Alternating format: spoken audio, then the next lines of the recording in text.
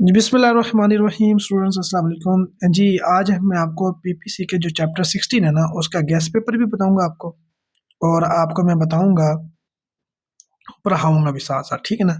मतलब जो गैस बताऊँगा वो आपको पढ़ा भी दूँगा ताकि आपको उसके गैस की समझ भी आ जाए।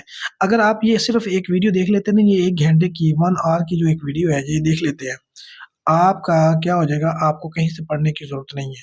ख़ास तौर पे इस चैप्टर को कहीं से भी पढ़ने की ज़रूरत नहीं है, मैं आपको बता रहा हूँ। ठीक है? मैं पहले जो है वो जो ये जो 299 से लेकर 37 तक मैं आपको पहले करवाऊँगा, उसके बाद जो हार्ट वाला चैप्टर है ना, हार्ट वाला पोर्शन जो है वो मैं आपको अलग से करवा दूँगा, ठीक है? ताकि आपको आधे-आधे घंटे के ना लेक्चर में आपका ये क्लियर हो जाए सारा कुछ, ठीक है ना? तो मतलब कि 1 घंटे में आपको पूरा चैप्टर क्लियर हो जाए और आपको पढ़ने की ज़रूरत ना पड़े कहीं और से। आपका पेपर में एग्ज़ैक्ट वही आए जो मैं आपको बता रहा हूँ। इंशाल्लाह आपको समझाऊँगा पूरा चैप्टर, और आपने क्या करना, और आपको ये भी बताऊँगा कि एमसीक्यूज़ कहाँ-कहाँ से बनता है, किन-किन वर्ड वो मिस कर सकता है, ठीक है ना? आपने ये इसको गौर से सुनना है, इंशाल्लाह आपको बहुत फ़ायदा देने वाला है। ठीक है? पहले आपने याद रखना, जो चैप्टर 16 है ना, वो किसको डील करता है? Offences affecting the human body. जो ह्यूमन बॉडी को ना, जो जो के रिलेटेड ऑफेंसेस हैं, उसको डील करता है, ठीक है? आगे जी। इस पे भी एमसीक्यूज़ आ सकता है। चैप्टर 16 डील विद किसको डील करता है? आपने नीचे ऑप्शन दिए होंगे, offences affecting the human body, ठीक है ना? ये आपने याद रखना है। इस पे भी एमसीक्यूज़ बन सकता है। ये वो किसी तरह में से भी बना सकता है आप, लेकिन बनाएगा आपके बेरक से, ठीक है ना? आगे ऑफेंसेस अफेक्टिंग लाइफ देखिए, 299 डेफिनेशंस, ये हमने 299 में डेफिनेशन दी हुई है। ये डेफिनेशन वाला पोर्शन जो है ना, ये बहुत अहम है, बहुत अहम है। इसको मैंने, ये तो आपको सारी करवा देता हूँ जल्दी-जल्दी से, आपको यानी कि इसका मतलब समझ आ जाएगा। अडल्ट मीन्स का क्या मतलब है? अडल्ट का मतलब है कि a person who has attend the age of 18 years, जिसने 18 साल का वो हो गया है, वो कौन है? अडल्ट है, ठीक है ना? वो मेजर है, उसको मेजर भी कहते हैं, ठीक है ना? मेजर भी है वो अडल्ट भी है। आगे चलते हैं अर्श, यहाँ पे आपका अडल्ट का वो मीनिंग, इसको छोड़ सकता है अडल्ट को यहाँ पे, बाकी आप लिख सकता है कि बताएं जी, a person who has attain the age of 18 years is called dash, आप लिखेंगे अडल्ट। मेजर, यहाँ ये देखें, यहाँ पे 2 तरह से एमसीक्यू बन सकता है।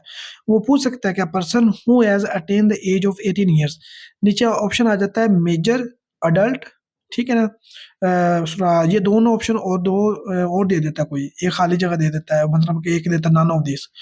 तो आप क्या लगाएँगे? मेजर भी वो है, लेकिन आपने क्या लगाना है? अडल्ट लगाना है।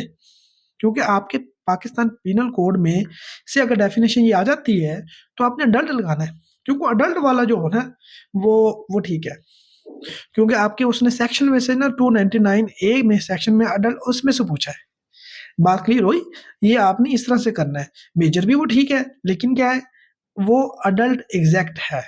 क्योंकि जो सेक्शन रेलेवेंट सेक्शन से पूछ रहा है ना 299 ए में से, तो वो इधर से पूछ रहा है, तो इधर से अडल्ट ही आना है फिर, ये याद रखना। इस तरह से आप मार्क खाते हैं। जो बहुत रेलेवेंट, जो बहुत करीब-करीब होते हैं ना ऑप्शंस, उसमें से हम डाउटफुल हो जाते हैं, तो फिर हम गलती कर बैठते हैं वहाँ पे। आगे बढ़ते हैं जी, अर्श। ये आपने करना है अडल्ट वाला, अर्श भी करना है। अर्श मीन्स द कंपनसेशन स्पेसिफाइड होती है in the in this chapter, जो specified in the chapter to be paid to the victim. अर्श की अमाउंट स्पेसिफाइड होती है, ये विक्टिम को पे की जाती है, या हिज हेयर्स, या उसके वुर्सा को पे की जाती हैं, ठीक है? ये आपने याद रखना है। ये फिक्स्ड होती है अर्श की अमाउंट, जो इस चैप्टर में स्पेसिफाइड है, और इसको ये विक्टिम को या उसके वुर्सा को पे की जाती है। आगे ऑथोराइज्ड ऑफिसर, ये आपने नहीं करना। आगे चलते हैं दमन। दमन क्या होता है? Mean the compensation determined by the, इसको कोड करती है डिटरमिन, ठीक है ना? अर्श फिक्स होता है, और जो दमन होता है वो कोड डिटरमिन करती है टू बी पेड, किसको पे किया जाता है। यहीं पे एमसीक्यूज बनता है आपका ये वाला पोर्शन। ये दमन जो होता है वो डिटरमिन बाय द कोड होता है। अर्श जो होता है वो, अर्श क्या होता है? अर्श कंपनसेशन, ये ऐसी अमाउंट है जो स्पेसिफाइड है, जो कि विक्टिम को दी जाती है, ठीक है ना? जो फिक्स्ड है, मतलब कि फिक्स्ड होती है, यहाँ पे देखें, compensation specified in this chapter to be paid to the victim और हिज हेयर। ये एक स्पेसिफाइड अमाउंट होती है, जो कि क्या दी जाएगी, उसके विक्टिम को, हेयर्स को। और दमन जो होता है ये को डिटरमिन करती है, जो be paid by the offender, offender pay करता है किसको? Victim, for causing hurt, not liable to अर्श। जहाँ पर अर्श नहीं दिया जाता, वहाँ पर क्या दिया जाता है, वहाँ पे दमन दिया जाता है, जो कि कोर्ट डिटरमिन करती है, और ऑफेंडर देता है विक्टिम को, उसको हर्ट जब पहुंचाता है ना, उसको हर्ट उसके एवज दी जाती है। ठीक है, ये आपने क्लियर कर लेना है। आगे चलते हैं जी, ये आपने दमन भी कर लेना है। दियत, दियत वाला तो बहुत ही इंपॉर्टेंट है। Means the compensation specified in the section 323। अब दियत को कौन सा सेक्शन डील करता है, 323 करता है। पेएबल टू द हेयर्स, जो कि हेयर्स उर्सा को दी जाती है, ऑफ द विक्टिम, विक्टिम जो विक्टिम जो मरा है, जो उस विक्टिम मरा है या उसको हर्ट हुआ है, तो उसको जो दियत दी जानी है वो सेक्शन 323 के मुताबिक दी जाती है। ठीक है ना, मीन द कंपनसेशन होती है specified in the section 323 payable to the heirs of the victim. अब आजकल जो 2023 से 2024 तक जो इसकी अमाउंट फिक्स है, वो कितनी है, इसको जो निगरान गवर्नमेंट ने इसको फिक्स किया है, वो है दियत की अमाउंट इस वक्त चल रही है 67 इसको कहते हैं 67 लाख 57,902 रुपए। ठीक है ना, ये आपने याद रख लेनी है। ठीक है, ये इतनी अमाउंट इसकी चल रही है। ये आपने हो सकता है ये भी वो पूछ लीजिए कि इस वक्त दियत की जो अमाउंट है वो कितनी है, इसका भी आप ख्याल रखिएगा, यहाँ पे भी एमसीक्यू बन सकता है। फसाद फिल अर्ज क्या होता है, और ये देखिए फसाद फिल अर्ज include the past conduct of the offender. ये जो कंडक्ट द ऑफेंडर का जो पास्ट कंडक्ट होगा ना, वो भी इसमें शामिल है। और whether he has may any previous conviction, चाहे उसको प्रीवियस कन्विक्शन हो, आर द ब्रूटल या brutal or shocking manner, or the brutal or shocking manner in which the offence has been committed. क्या हो गया ऑफेंस, वो ब्रूटल और shocking manner में किया गया, which is outrageous to the public, जो कि पब्लिक कॉन्शियस के लिए क्या हो, बड़ा ही यानी कि तशवीशनाक हो, बड़ा ही डरावना खतरनाक हो। और if the offender is consider या कोई ऑफेंडर को कंसीडर किया जाता हो a potential danger, potential danger यानी कि बहुत खतरनाक उसको किया टू द कम्युनिटी, कम्युनिटी के लिए बहुत खतरनाक हो। और if the offence has been committed in the name और on the pretext of the honour, या इज्जत के नाम पर अगर कोई ऑफेंस किया जाता है तो वो भी फसाद फिल अर्ज के ही मानों में आता है। या ऐसा एक ऑफेंडर है जिसने बहुत ही यानी कि खतरनाक तरीके से ऑफेंस किया हो और पब्लिक कॉन्शियस के लिए, पब्लिक यानी कि वो पब्लिक के लिए इंतहाई यानी खतरनाक वाली बात हो, पब्लिक उससे डर जाए, उसको कहते हैं फसाद फिल अर्ज। फसाद फिल अर्ज, ये देखें फसाद फिल अर्ज यानी कि ज़मीन पर फसाद जो होता है उसको कहते हैं फसाद फिल अर्ज। इसमें जो ऑफेंडर का प्रीवियस कंडक्ट भी आता है, ऑफेंडर का प्रीवियस कंडक्ट भी आता है, और उसमें weather he has any previous connection, चाहे उसको प्रीवियस कनेक्शन हुई हो या उसने कोई प्रीवियसली ब्रूटल और शॉकिंग मैनर में कोई ऑफेंस किया हो। ठीक है ना, तो ये भी आता है। और दूसरा ये कि उसमें ये भी लिखा हुआ है कि वो डेंजर हो कम्युनिटी के लिए। ठीक है ना, if the offence has been committed in the manner, या उसने यानी कि ओनर के कॉन्टेक्स्ट में क्या किया हो, कोई ऑफेंस किया हो, तो वो फसाद फिल अर्ज में आता है। ये आपने याद रखना है, यहाँ पे भी आपका एमसीक्यू बन सकता है।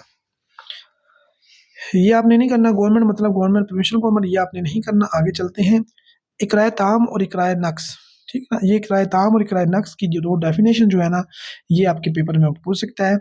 इसमें means putting any person, his spouse और any of his blood relation, किसी भी शख्स को या उसके यानी कि उसकी वाइफ को या उसके खामन को, अगर वाइफ को पकड़ा है तो उसकी खामन को, या खामन को पकड़ा उसकी वाइफ को, और any of his blood relation, या उसका कोई भी blood relation with in the prohibited degree of the marriage, या उस शख्स का कोई भी रिलेशन को, उसके बाप को, उसकी माँ को, उसकी बहन को पकड़ लेता है, इन fear of the instant death, और इस खतरे में रखता है कि आपको मैं मार दूंगा, या instant permanent in impairing of any organ of the body, या कि आपके जिस्म का कोई हिस्सा मैं उसको काट दूंगा, और instant fear of being subjected to the sodomy, या आपके साथ यानी कि सोडमी करूंगा। सोडमी ये होता है कि जो एक नेचुरल वे है इंटरकोर्स का, उसके उससे हट कर इंटरकोर्स किया जाए, पीछे से किया जाए, उसको कहते हैं सोडमी।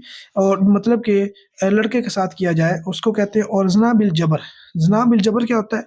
जना बिल जबर यानी कि किसी के साथ जना करना, किसी भी फीमेल के साथ उसको पकड़ कर उसके साथ ज़बरदस्ती आप जना करते हो, उसको जना बिल जबर कहते हैं। तो ये क्या होता है? इकराए ताम, इसको कहते हैं दबाव में रखकर, प्रेशर में रखकर किसी को खतरनाक दबाव में कर कर, ये लिखा भी हुआ है, खतरनाक दबाव में रख कर कोई काम करवाया जाए तो ये इकराए ताम कहलाएगा।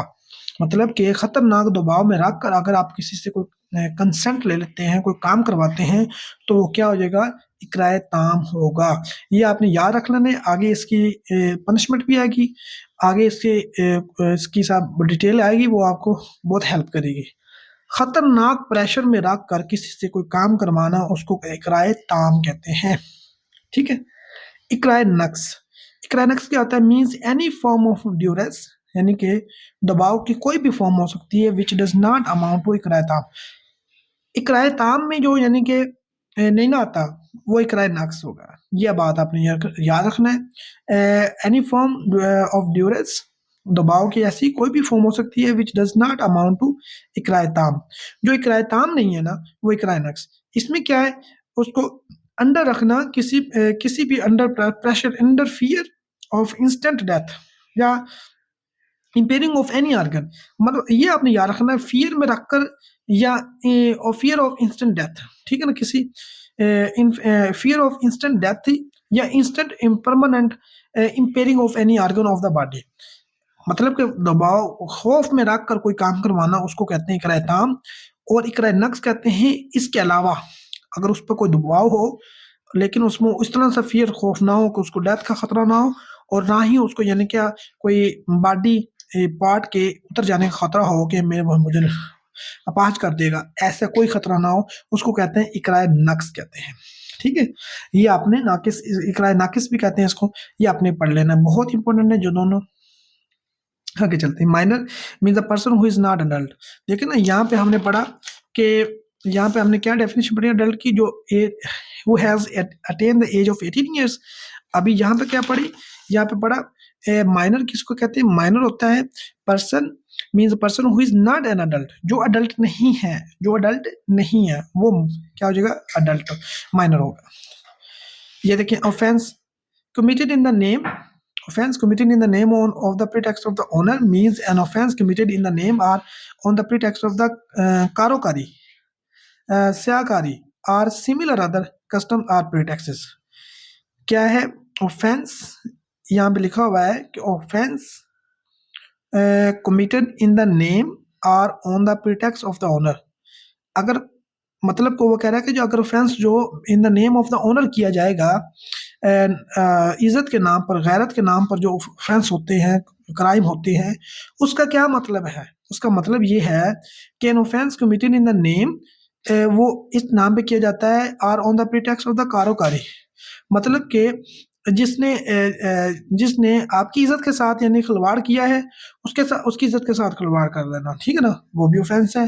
स्याहकारी करना, अगर किसी ने कोई गलत काम किया है, किसी औरत ने, तो उसका यानी कि उसके साथ ऐसा काम करना कि वो उसका मुंह काला करना, ठीक है ना। Or similar other custom or practices, जो हर सूबे में, हर यानी कि एक इलाके में, हर जो लोग होते हैं जिसमें मुख्तलिफ इलाकों के उनकी एक अपनी रस्म व रवाज होते हैं, उसके मुताबिक वो फिर सजाएँ देते हैं, जो कि शरअन और कानूनन जुर्म है, ऑफेंसेस हैं, ठीक है ना। वो भी पाकिस्तान पिनल कोड के तहत क्या है? ऑफेंस है। तो उनका मतलब, क्योंकि वो कहते हैं कि हमारी इज्जत को हर्फ आया है, फलां बंदे ने हमारे फलां बंदे की लड़की को निकाल लिया, अब क्या है, हम उसकी लड़की को निकाल लेंगे, ठीक है ना, या वो हमें क्या करे, वो अपनी लड़की का रिश्ता दे, इस तरह से। ये क्या है? ये ऑफेंसेस हैं।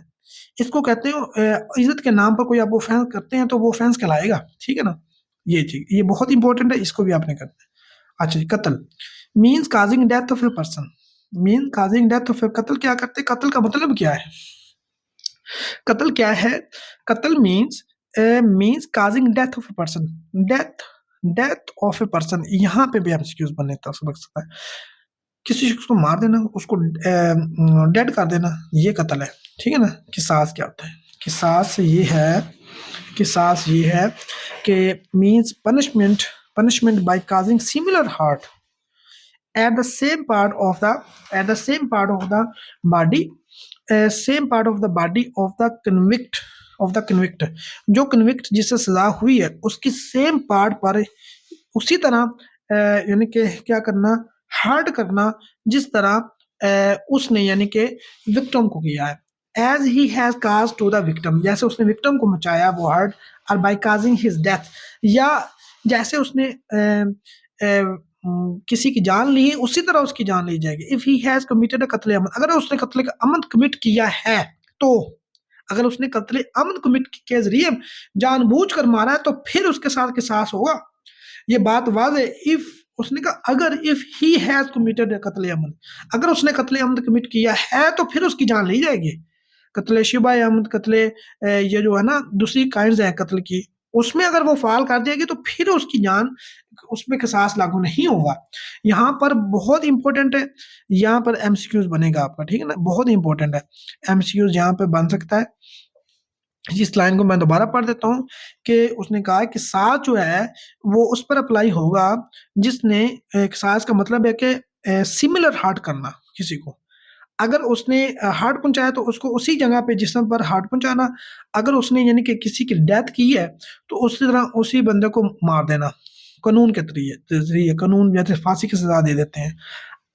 आगे क्या लिखा है, कंडीशन क्या है, इफ ही हैज कमिटेड कत्ल अमद, अगर उसने कत्ल अमद किया है, जानबूझकर इंटेंशनल मर्डर किया है तो फिर in exercise of the right of the victim or वली, ठीक है ना, in exercise of the right of the victim or of a वली, मतलब कि ये जो क्या है, ये जो किसास है, ये जो किसास लेना, अदले का बदला लेना, ये किसका राइट है, विक्टिम का राइट है या विक्टिम के वली का राइट है, वो इसको यूज कर सकते हैं, ठीक है ना। या नाम ताजीर क्या होता है, मीन्स पनिशमेंट अदर देन किसास, किसास किसास दियत अर्श और दमन के अलावा जो सजा होती है उसको ताजीर कहते हैं। आपने ये याद रख लेना है, नंबर 1 किसास, नंबर 2 दियत, नंबर 3 अर्श, नंबर 4 दमन। इन 4 सजाओं के अलावा, ठीक है ना, इन 4 सजाओं के अलावा जो आपको सजा मिलेगी तो फिर वो ताजीर में फाल करेगी, ठीक है, ताजीर आ जाएगी इस तरह से। आगे वली, वली क्या होता है, means a person entitle to a claim किसास, यहाँ पे कहा था ना जो वली या उस विक्टिम क्लेम कर सकता है किसास, तो मतलब कि वली वो होगा, means a person entitle to claim किसास, जो किसास को क्लेम कर सकता है, किसास किसास डिमांड कर सकता है वो वली होगा, means a person entitle to claim किसास वो वली होगा। जहां तक मैंने आपको सारी डेफिनेशन करवा दी क्योंकि डेफिनेशन बहुत इंपॉर्टेंट थी इसकी, ये आपको आनी चाहिए, ठीक है ना। इसमें से अक्सर एमसीक्यूज बन सकता है, एक नंबर तो आपका इन डेफिनेशन वालों में से पक्का है, पक्का इसलिए वजह से मैंने पढ़ाई है, 18.5 मिनट लगा के आगे में हम पढ़ते हैं, थोड़ा स्पीड से पढ़ते हैं जी। आइए जी। अच्छा दोस्तों, ये जो सेक्शन है ना 300 वाला, ये आपने जरूर करना है। कत्ले अहमद, कत्ले अहमद मैं आपको पढ़ाता हूँ। वो with intention of the causing death, ये इंटेंशन रखते हुए वो कि किसी को मारेगा, और with intention of causing bodily injury, या उसको बॉडीली इंजरी पहुंचाएगा to a person by doing an act which in the ordinary course of the nature is likely to cause death. हाँ, अगर उसकी ये इंटेंशन है कि मैंने इसको इंजरी पहुंचानी है, लेकिन उसको ये ऑर्डिनरी कोर्स ऑफ बिजनेस में यानी कि ऑर्डिनरी कोर्स ऑफ नेचर में उसको ये लग रहा है, ऑर्डिनरी कोर्स ऑफ नेचर में, कि अगर ये इंजरी भी पहुंचेगी उससे उसकी डेथ हो सकती है, ठीक है ना, उसकी डेथ हो सकती है। Or with the knowledge, or with the knowledge that his act is so imminently dangerous, कि इतना डेंजरस है कि that it must in all probability cause death, कि उसकी डेथ हो सकती है अगर मैं एक्ट ये करता हूँ फला बंदे के साथ, उसको अगर इंजरी भी पहुंचाऊंगा, मारूंगा भी नहीं लेकिन इंजरी पहुंचाऊंगा, लेकिन इंजरी पहुंचाने से भी उसकी डेथ हो सकती है, ये भी जहन में हो कि इतनी खतरनाक इंजरी हो, ठीक है ना। तो अगर किसी का बाजू काट देते हैं तो बाजू काटने से ये तो अब उसका ब्लड सारा फ्लो आउट कर जाएगा, ठीक है ना, तो क्या हो जाएगा, उसकी डेथ हो जाएगी। आपने उसको बेशक नहीं मारा, गोली नहीं मारी, उसका सर नहीं काटा आपने, लेकिन क्या कर दिया, बाजू काट दिया। बाजू आपने उसको मारा तो नहीं, उसकी जान तो नहीं ली, लेकिन बाजू काटने से उसकी डेथ हो सकती है। ऐसी इंजरी है कि उसका ब्लड सारा उसका निकल जाए और उसकी डेथ हो जाए। तो इससे क्या होता है, ये आपने कत्ले अमद कमिट किया है, causes the death of the such person. तो जो उसकी वजह मान सकता है उस सच शख्स की डेथ की, इज सेड टू कमिट कत्ले अमद। तो आपने कत्ले अमद कमिट किया है, कत्ले अमद कमिट किया है। मतलब कि अगर आप किसी शख्स को कत्ल करने की नीयत से, मारने की नीयत से, या उसको ये कोई इंजरी पहुंचाने की नीयत से कर रहे हो, और इंजरी भी ऐसी कि आपकी ये नॉलेज में हो कि इससे उसकी डेथ हो सकती है, तो फिर आपने क्या किया और वो बंदा मर जाए, तो आपने कत्ले अमद किया है, कत्ले अमद किया है। ठीक है, आगे चलते हैं।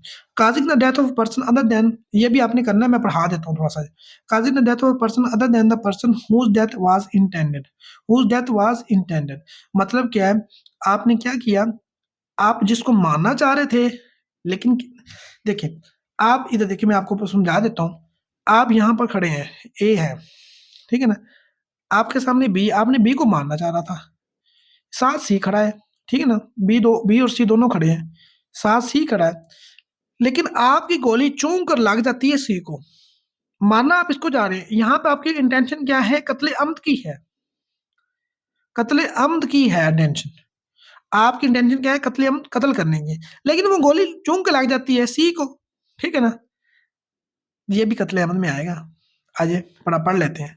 Where a person by doing anything which he intends or knows to be likely to cause death. अगर कोई शख्स ऐसा अमल करता है जिससे उसको और उसको वो जानता है कि इससे उसकी डेथ हो सकती है, और causes death of any person whose death neither intends nor knows himself to be likely to cause such an act committed by the offender shall be liable to कत्ल अमद। देखिए, उसने कहा causing death of a person other than the person whose death was intended. आपने जिसकी death सोचा था उसकी डेथ नहीं हुई, लेकिन दूसरे बंदे की होगी। डेथ तो सोचा था ना एक बंदे की, आपने कत्ले अमद की नीयत तो बताई थी ना, लेकिन दूसरे की होगी, तो वो एक्ट भी आप फिर ये नहीं कह सकते मैंने तो एक को माना था, मार भी गया। मारने की नीयत थी आपकी, आपने कत्ले अमद ही किया है, ठीक है ना। ये जनाब आपने याद रखना है। मैंने आपको समझा दिया, इसको अच्छी तरह से ये आपने कर लेना है। पनिशमेंट ये बहुत इंपॉर्टेंट है, ठीक है ना, पनिशमेंट वाला। पनिशमेंट ऑफ कत्ले अमद, पनिशमेंट ऑफ कत्ले अमद क्या था, whoever जो भी commits कत्ले अमद shall subject to the provisions of this chapter be punished with the death, be punished with the death as किसास। वो कहता है कि जो भी कत्ले अमद करेगा, कत्ले अमद कमिट करेगा, क्या होगा, कत्ले अमद कमिट करेगा क्या होगा उसके साथ, subject to the provisions of this chapter, इस चैप्टर की प्रोविजंस के मुताबिक बी पनिश्ड, उसको सजा होगी, बी पनिश्ड, उसको सजा होगी विद डेथ, डेथ एज किसास, ठीक है ना, उसकी डेथ होगी एज अ किसास, मतलब कि जैसे उसने मारा है उसकी जान ले ली जाएगी, ठीक है ना जी। Be punished with death, punished with death माने या उसको सजा होगी with, be punished with death or imprisonment for life as a तजीर, या उसको तजीर के तौर पे भी डेथ हो सकती है और उसके इम्प्रिजनमेंट भी हो सकती है फॉर लाइफ। ये याद रखना है कि सास तो के तौर पर उसको डेथ हो सकती है, कि सास के तौर पर उसको क्या हो सकती है, डेथ हो सकती है। यहाँ पे लाइट चले गई, यहाँ पे इतना ही रिकॉर्ड मैं कर लेता हूँ लेक्चर, लाइट के आने पर बाद में आपको लेक्चर में रिकॉर्ड करके सेंड कर दूंगा जी। बहुत शुक्रिया। ये जो सेक्शन जो है ना 302 जो है, इसको हम आगे कंटिन्यू करेंगे जी। बहुत शुक्रिया, थैंक यू, अल्लाह हाफिज़।